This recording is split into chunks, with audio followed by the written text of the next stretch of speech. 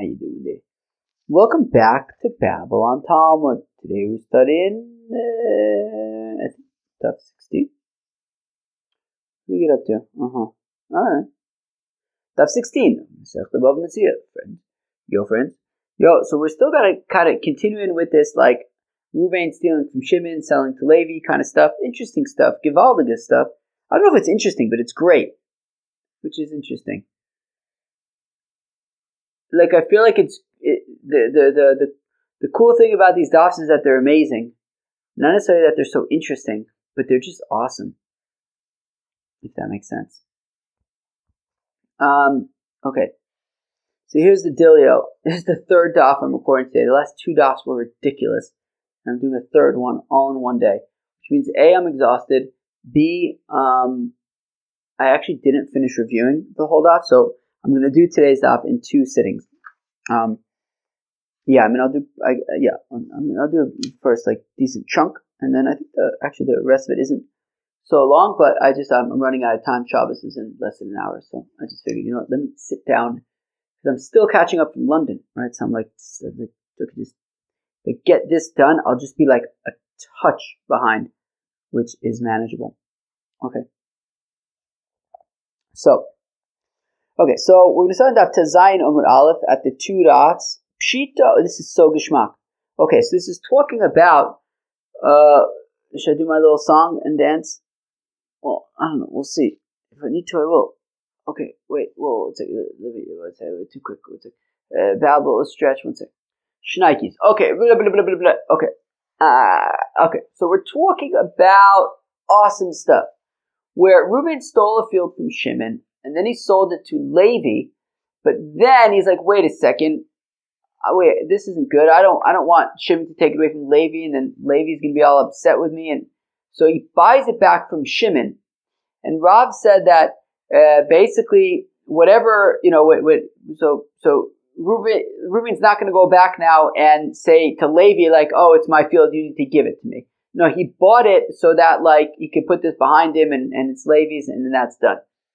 So, fine. So the shaila is, so says the Gemara, Pshita, it's obvious that Zabna Orta V'yaiva B'matone Lav L'ukma Kamid L'keach Kaboy. This is interesting stuff. So, if Reuven stole a field from Shimon and then sold it to Levi, and then, can you imagine the son of a gun? He sold it to Yehuda. Oy, son of a gun. Again, listen to this guy, the chutzpah. Reuven steals a field from Shimon, sells it to Levi, and then also sells it to Yehuda. Oh, yeah, mechutzif. Oh, yeah. That's some nerve. That is some nerve. Anyways, so we've been talking about if Reuven steals a field from Shimon and sells it to Levi, but then he buys it back from Shimon. So maybe he's trying to, straighten out things and he wants to try to, straighten things out and move on. But if he oichet sold it to Yehuda, he's not looking to straighten things out. By purchasing the field back, by purchasing the field from Shimon, he's not trying to straighten things out. He's already sold it to Yehuda already. I mean, this guy's making a mess. Or if he bequeathed it to his son. I don't really know what that means. What does that mean? Like in his lifetime, he's saying, here, it's yours? Maybe. V'yaiva b'matana, or if he gave it as a gift to Yehuda. But in any of these scenarios, right, Pshita lav l'ukma kamid lokeach kabay. When he then goes and buys the field back from Shimon, well, not back. When he buys the field from Shimon, he's not looking to straighten things out. He's already made things even worse. Sold it to another person, gave it to another person as a gift, gave it to his child. I mean, it's just getting worse and worse. Buying it from Shimon is not to straighten things out. It's too late to straighten things out. Nafla le b'Yerusha. Now what? Okay. And now in the scenario where, let's say, who's Shimon, right? Reuven stole from Shimon. Who's Shimon? Shimon is Reuven's father, let's say. So Reuven stole from his father, Shimon, then sold it to Levi. Now Shimon, his father dies, so Reuven Memela inherits the field. So that is not, so he now owns the field, but he owns it because he didn't do anything, he didn't buy it, right? If Reuven steals it from a random guy named Shimon, and then he goes and he buys it back, when he buys it from Shimon, okay, so he's indicating that, he wants to put this behind him and straighten things out. If Shimon was his father, and his father died, and now Reuven owns it, but not because he bought it, just because his father's dead and he's not, he didn't do anything for it, so that's no indication that he's looking to kind of, fix things. So Nafle Yerusha, I'm reading that again, Yerusha Memele, V'lav Iu, Kotar Chabasa. That if he inherited the field, and now he owns it because he inherited it, that just kind of comes automatically. He didn't do anything for it, and there's no indication that he's trying to straighten things out. Gobi Iu Bechovo. Interesting. What if Shimon was somebody who owed Reuven money? That's interesting. So Reuven at one point had lent Shimon money. I guess Shimon now owes him money. Reuven then goes and steals Shimon's field, sells it to Levi. And then Reuven says to Shimon, look, Shimon, you owe me money. Just give me your field. So Chazina, we see. So if Shimon has more than one field, but Reuven says, I want this field, well then, so he's specifically trying to, straighten out the story and straighten things out vis-a-vis Levi, which is why he specifically wants this field.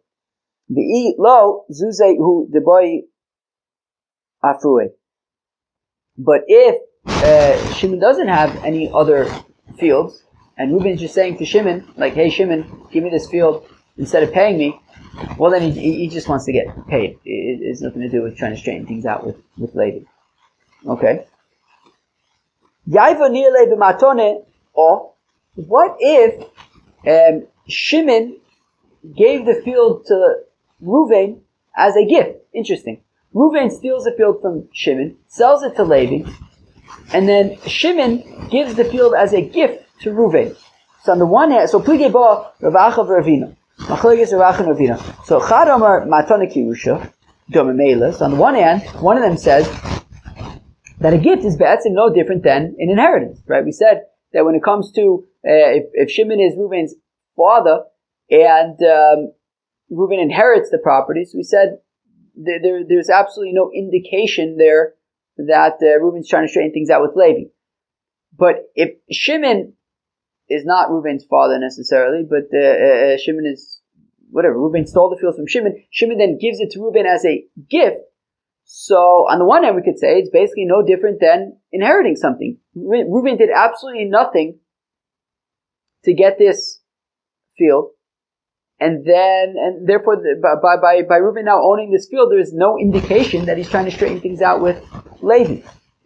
But v'chadam, or the other opinion though, the other way to look at this is matone kemecher, that actually Shimon giving it to Reuven as a gift should be treated the same way as Reuven buying it from Shimon, because why do you think Shimon gave it to Reuven as a gift? Just because he loves him so much? Maybe Shimon gave it to Reuven as a gift because Reuven was going out of his way to kind of, set things up so that Shimon, increases chances of Shimon giving it to him as a gift. And why would Reuven go out of his way to kind of like create a scenario in which Shimon would say, hey Reuven, why don't you take this field as a gift? Probably because he has an interest in straightening things out with Levi. Right? The other way of looking at this is that a gift should be treated like a purchase. The ilav de tarach, if not that Reuven put in the legwork and toiled, the artzi kame, and got on Shimon's really, really good side, lo have yoev le matana. Shimon would not simply just give Reuven real estate as a gift. The tarach ve'artzi kame, where am I? So lahachi tarach, and this is why Reuven put in all this work to set himself up to receive this gift from Shimon. Lahachi tarach ve'artzi kame ki eichi de leikum be'imnuse, so that ultimately he would be able to be a man of his word vis-a-vis Levi, and nobody's going to come and take the field away from Levi. Okay. Ve'ad Amos nichale delekum be'nuse. So, oh gosh, 1 second. Gosh, I had just eaten a Geschmack Clementine from Eretz Yisrael, and then I noticed it was like something like bothering me, stuck in my teeth. I was like, oh, that's going to drive me nuts. It's gone now. Where are we? So, Matana Kemechad, okay, Avad Amos. So now, when Rav had said that if, Reuben steals a field from Shimon, sells it to Levi, then he buys the field from Shimon. So we say, well, this is an indication that Reuben wants to straighten things out with Levi. Until what point? Is there a certain point at which if Reuven buys the field from Shimon, maybe it is not in it. Maybe he has ulterior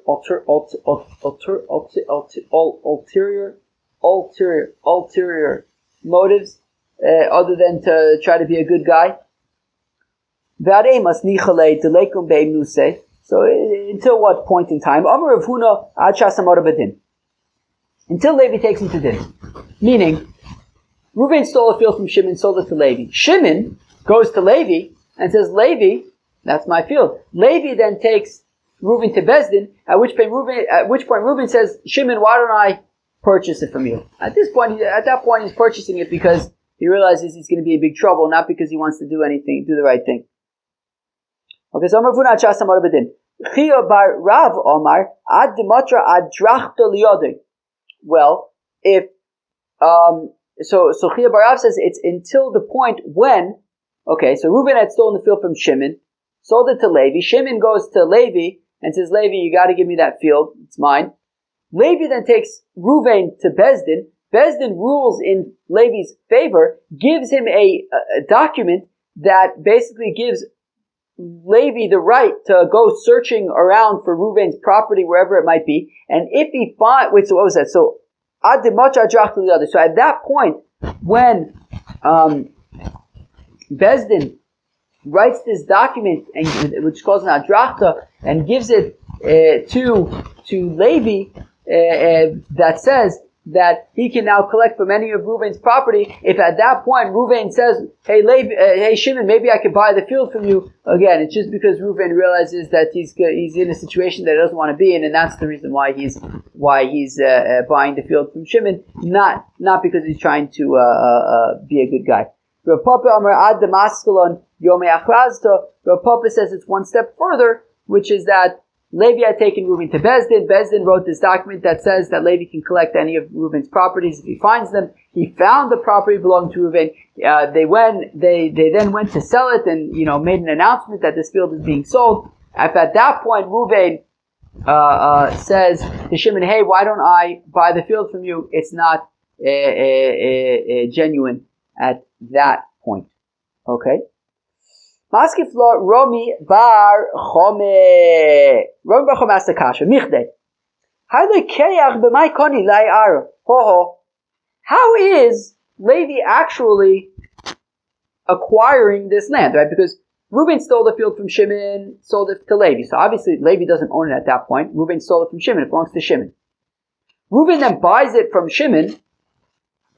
Great. So I guess technically it belongs to Reuben. How does it belong to Levi now?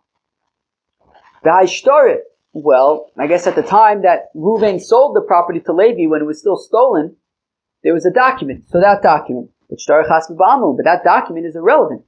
That document was written for an illegal and invalid sale. So Amalei Rava says, Rava tehebe ma'amino. Well, it's based on the trust that Levi puts in Reuven. I don't know. It sounds like Levi probably, I guess, knew, at least at some point, that the field was stolen. But then he puts trust in Reuven that Reuven's going to make it good. That with that benefit, that hanoah that Reuven has, the loka Omar le midi, that Levi didn't give him a hard time, and instead, because Samichale, Levi relied and put his trust in Reuven, Tarachu Maisile, Gomer Makmile. That meaning, Reuven doesn't want to let down Levi. That's how I understand it. That Reuben doesn't want to let down Levi, right? Meaning Reuben had sold the field from Shimon, sold it to Levi. Levi maybe, I guess, at some point realized or found out, whatever, that it's a stolen field. Now Levi's like, wow, this is pretty bad. This is how I'm understanding it. Levi's like, wow, this is pretty bad. Now what? So Reuben says, don't worry, I'm going to take care of it. And Levi, instead of like giving Reuben a hard time and creating a whole lawsuit and doing all that stuff, Reuben, instead of Levi making a whole big deal out of it, he be'etzem says to Reuben, look, Reuben, I'm going to trust that you're going to take care of things.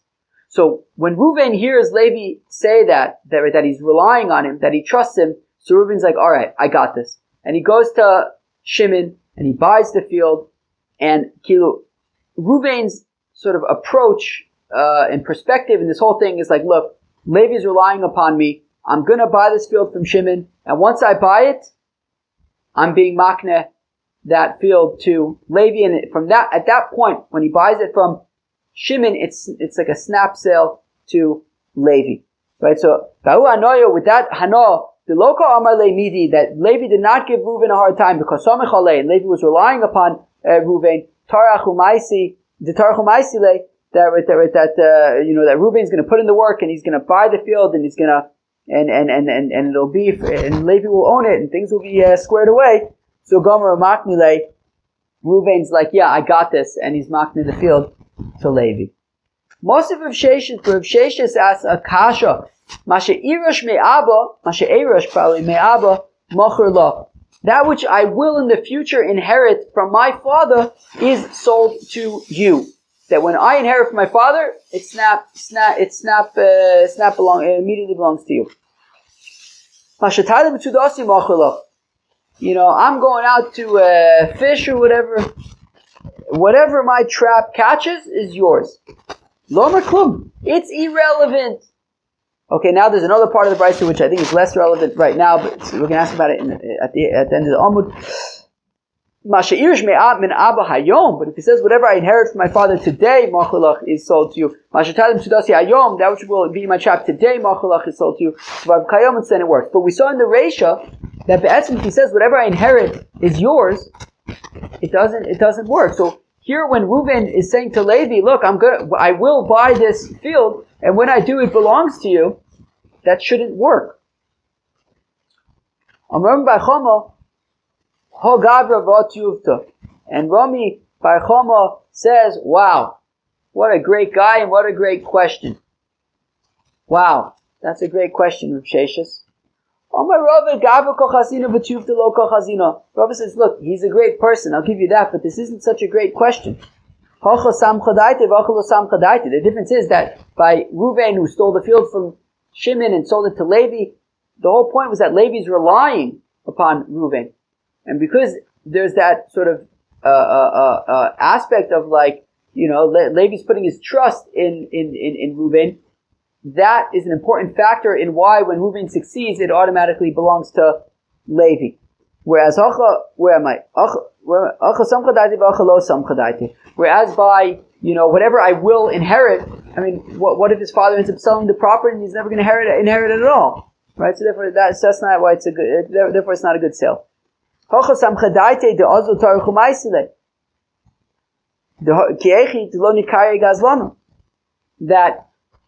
in the case of the field, Levi is relying upon Reuven, that Reuven's going to go and do the work and buy the field, so that it's in Reuven's interest that he shouldn't be a gazlan. He shouldn't be called a thief.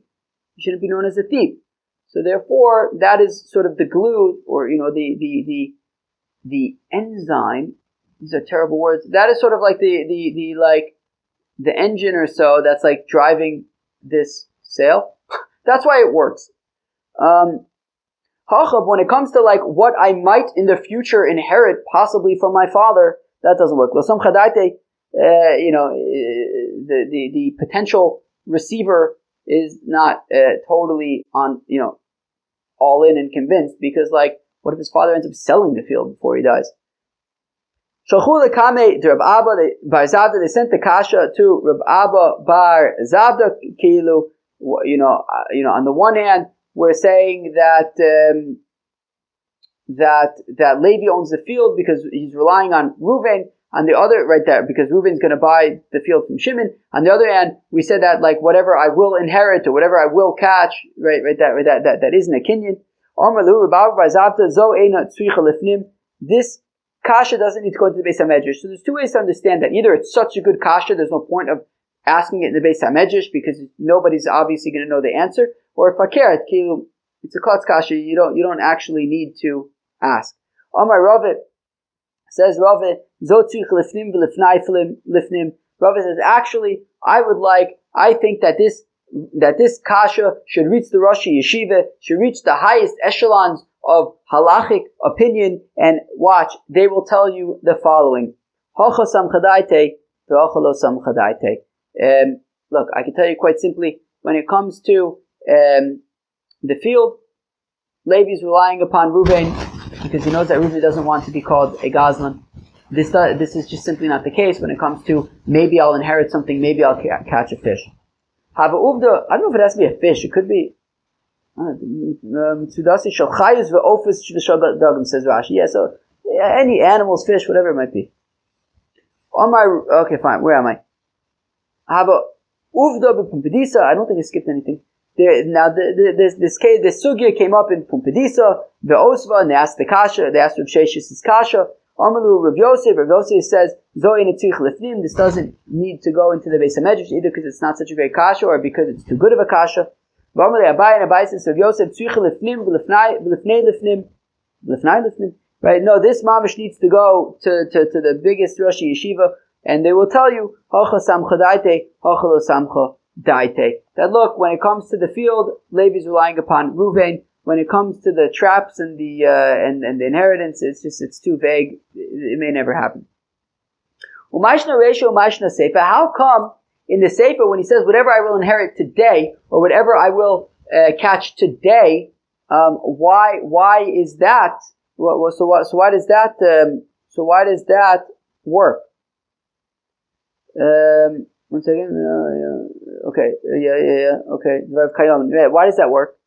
So Rabbi Yochanan says, Rabbi Yochanan Seifa, Masha Irash Me'aba Ayom, Mishum Kvod Aviv, Masha Tailim Tzudasi Ayom, Mishum K'dei Chayev.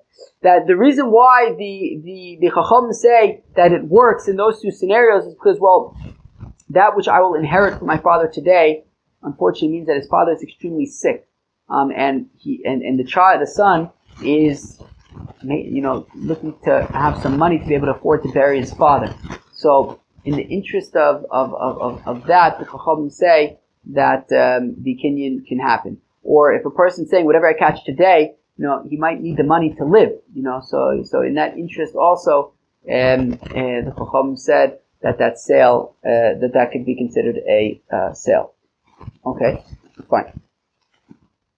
Omar Ravuna, Omar Rab. I should probably stop the video for a second because I might run out of. What I mean by that is that the video on the phone automatically cuts out at a half an hour. I wasn't sure we'd have it. I was at like 23 minutes. But I think we only have a few minutes left until I'm going to take a break because I'm going to run out of actual time before Shabbos.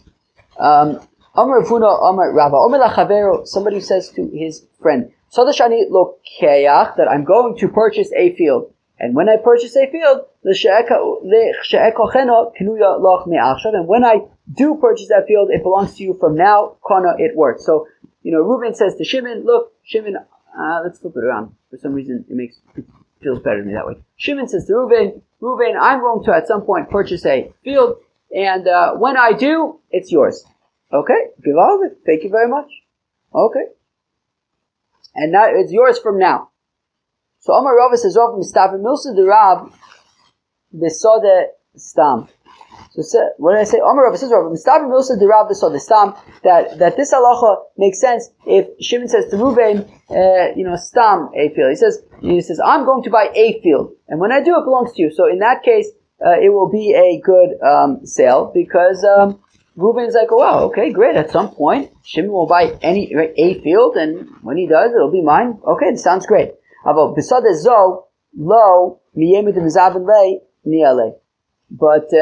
if Shimon specifically says, oh, if I buy this field, it will belong to. Reuven's like, all right, what are the chances he's actually going to buy this field? So therefore, it doesn't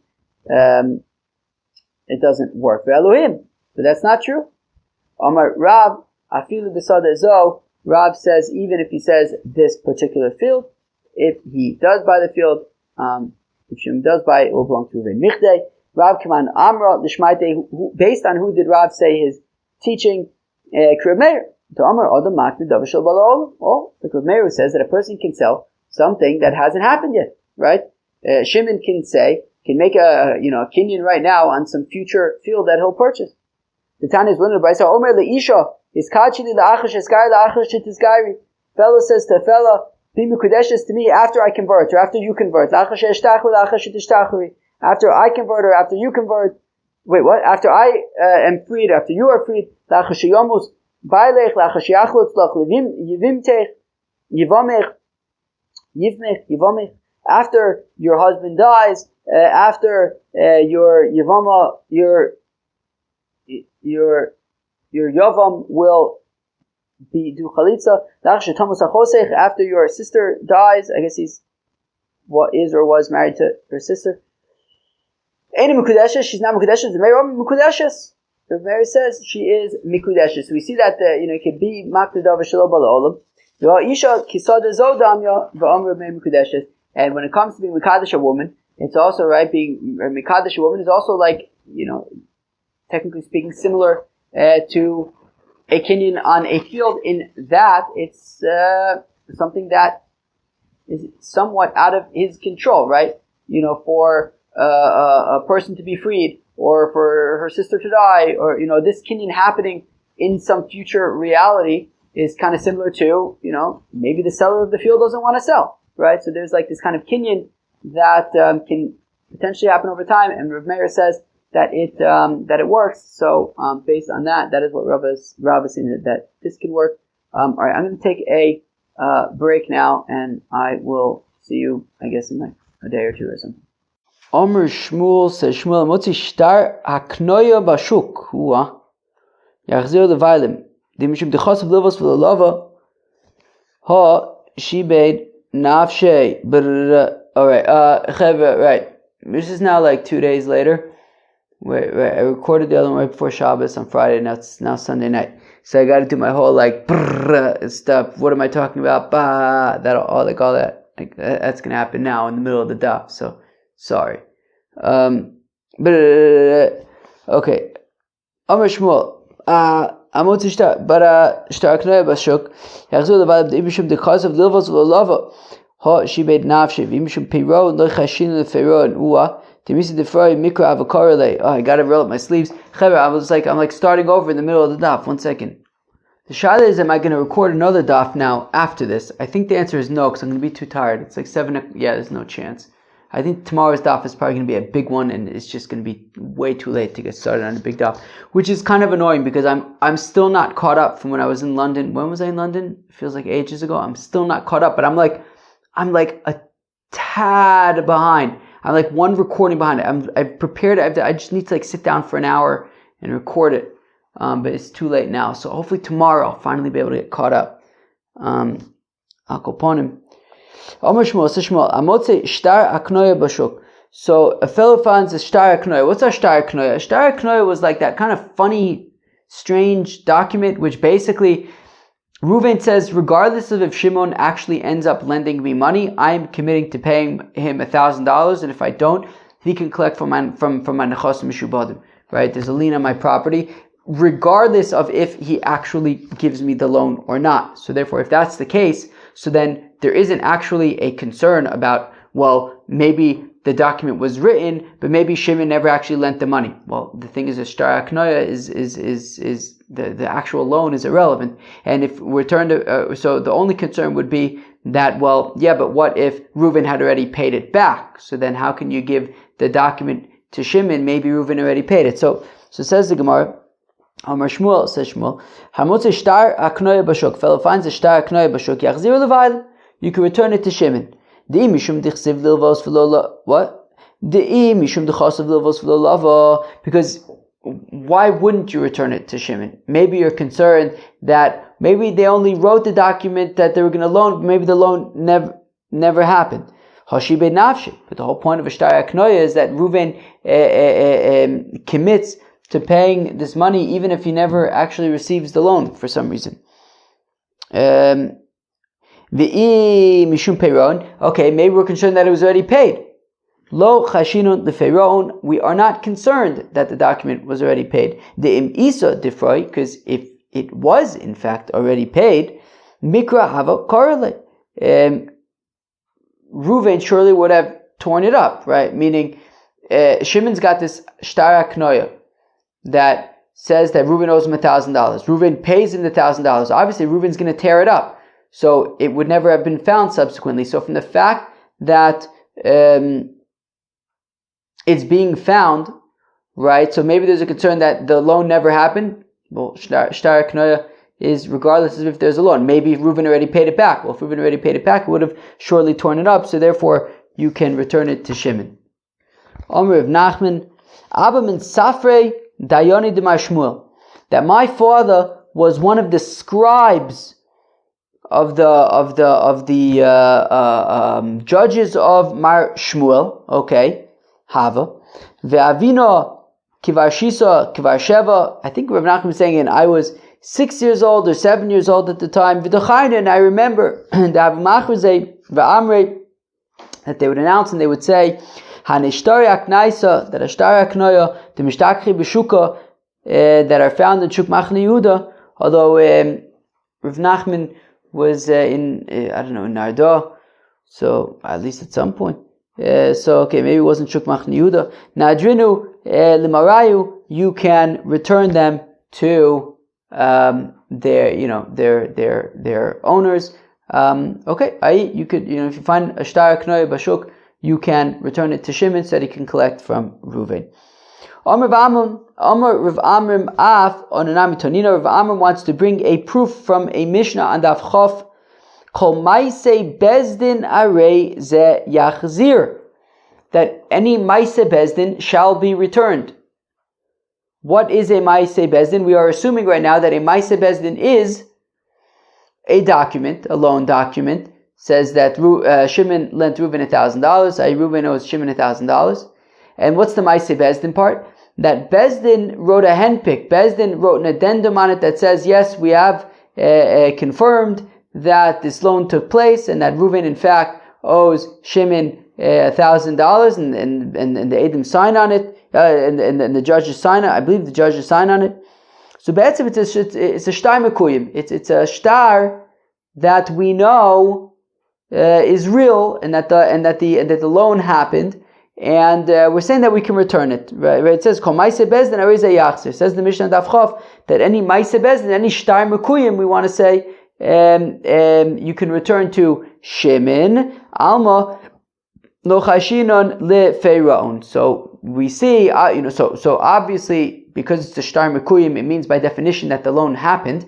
And in terms of being concerned that Reuven paid it back, seems that we are not concerned that Reuven has paid it back, since we're saying that it can be returned to Shimon.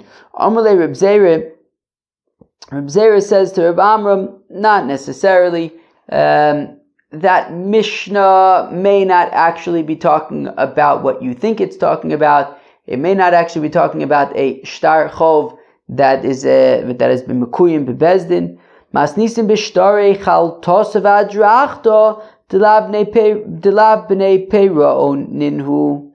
So says Reb Zera that Mishnah that says that you can return these documents, it's not talking about loan documents that have been mekuyim bebezdin. That's not what it's talking about. It's talking about a shtar chaltosa and a shtar adrachta. What's a chaltosa and adrachta? A chaltosa is that Shimon lends Reuven money. Reuven hasn't paid back Shimon, so Bezdin goes to Reuven's property and they evaluate his property and they write a document to Shimon. Says, Shimon, look, we've evaluated Reuven's property and you can collect from it. So in that case, there's no payment, right? So we're saying that if you find this chaltosa, shtar chaltosa, it can be returned to Shimon because there's no concern that Reuven has actually paid it back because there's nothing to pay back. As well as a shtar adrachta, in Adrachta would be that we actually don't know that Reuven has a property. So meaning Reuven lent $1,000 to Shimon, he hasn't paid Shimon back. So now we got to go, on a search to find if Reuven owns property that Shimon can collect from. We don't know. So Bezdin writes a document for Shimon that gives him permit. I think what's saying it gives him permission to go to go and search for property that may belong to Reuven. That he can go searching for Reuven's property, and if he finds it, he can collect from it.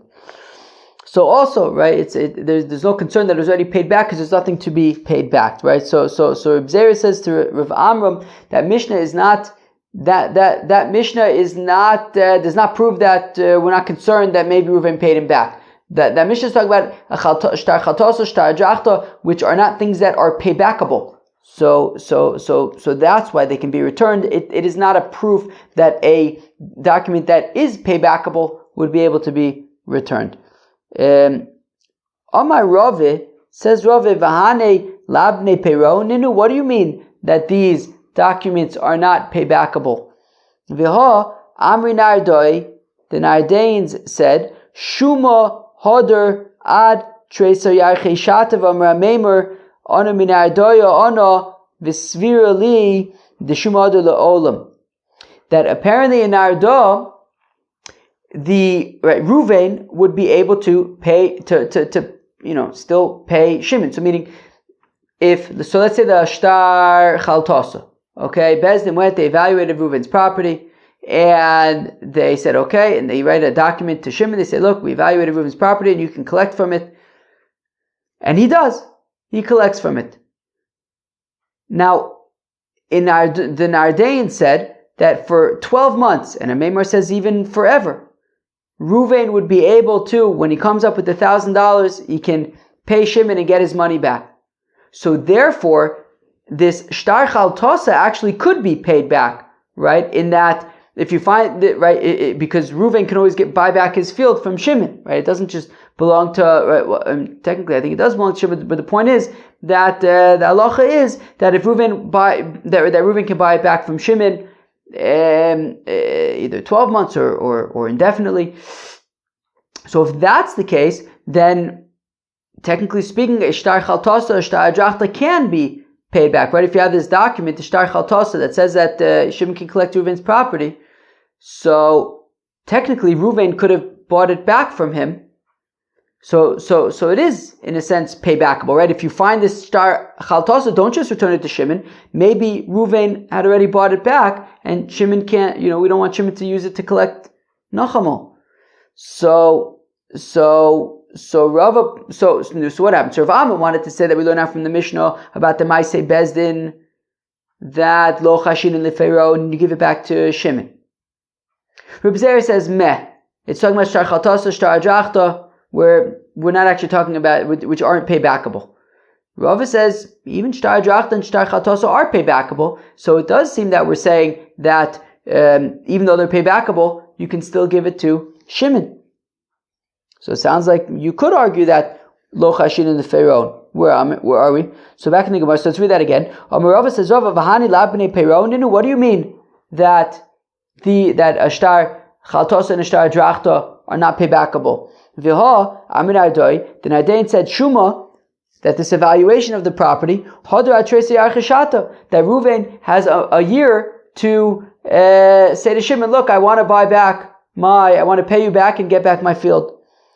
V'amar Meimer says, the Meimer, I'm from Nardo, v'svirli, and I hold the Shuma hadar le'olam, that Reuven can indefinitely come up with $1,000 and give it to Shimon and say, I want my field back. So therefore it is paybackable, and it seems that we're not concerned that it's already been paid back. Elo amar Rave, rather says Rave, Hasam hainu taima, the reason why we say in the Mishnah and Daf Chaf that by Maaseh Bezdin it can be returned, the Aminim, because we say, Ihu hu ta'afsid anafshe, that look, if we're finding this shtar chaltosa, even if it was paid back, right, so we can be concerned that it was paid back, but even so, even if it was paid back, Reuven caused his own trouble, because because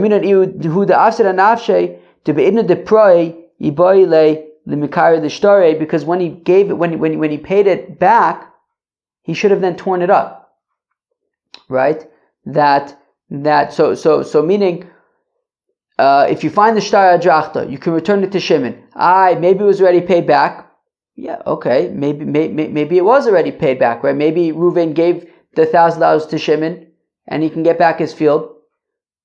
But if so, then you shouldn't be finding this document, though, because Reuven should have torn it up. So from the fact that it was that you found it, either means that Reuven didn't pay back Shimon, or it means that he paid him back, but he was irresponsible by not immediately tearing it up. Inami, alternatively, let's say Shimon didn't have the document to give back, or he didn't give back the document.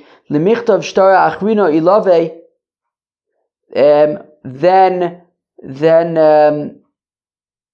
at least Reuven should say, "Hey, Shimon, write me a new document that says that you sold the field back to me and that it's now mine," right? So even if Reuven's unable to tear up the document at the time that he paid back Shimon, he should have at least said, "Okay, Shimon, now that I paid you back, I want you to write me a document that says that the field is mine now." So Kilu, if you find this shtar chaltasa, so you should be able to give it back to Shimon, because there shouldn't be anything to worry about, right? Either Reuven hasn't paid back Shimon, or he has paid back Shimon, and in which case, why didn't he tear it up? Alternatively, he should have asked Shimon for a document that says that he has purchased it back, in which case, even if Shimon does try to collect the field again, Reuven has a document that says that he purchased it back. So there really isn't anything that we're too nervous about, and therefore it can be returned to Shimon. The Medina Ira lo ba'ina lemehedar. Now, technically speaking, Shimon doesn't need to give back the field to Reuven. I mean, he's been through enough. Reuven's caused him enough of a headache, right? Right? Shimon lent $1,000 to Reuven, right? Of course, according to halacha, you can't charge interest. So Shimon, out of the goodness of his heart, he's lending $1,000. Shimon, out of the goodness of his heart, is lending $1,000 to Reuven. Reuven hasn't paid him back. He goes to Bezdin. Bezdin evaluates the field and gives him a document. He then goes and collects the field. Finally, Reuven says, I want it back. Look, Me'ikar Adin, Shimon doesn't have to give it back to Reuven. It's Shimon's now.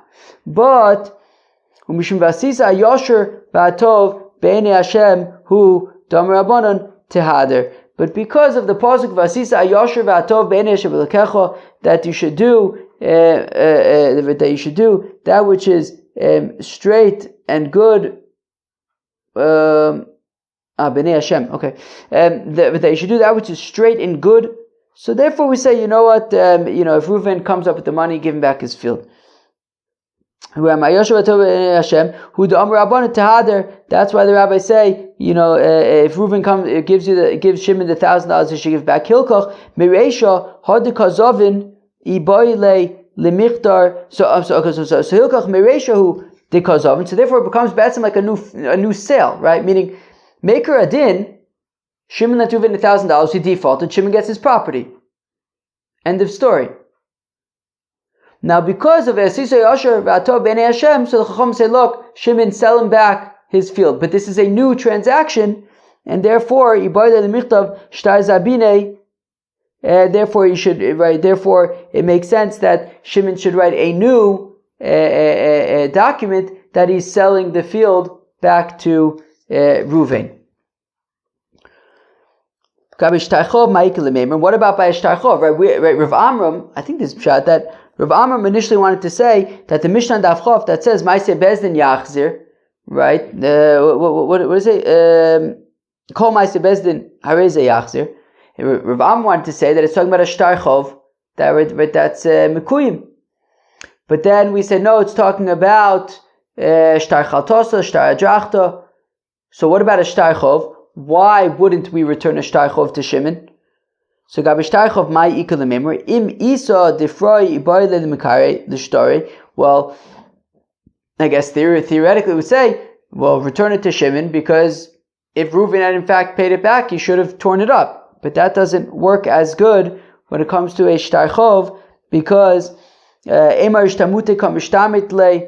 that maybe Reuven was unable to tear it up when he paid it back because Shimon was being like a little bit shady. That he said to Reuven, look, I'll give you the shtar chov tomorrow. I don't have it with me right now.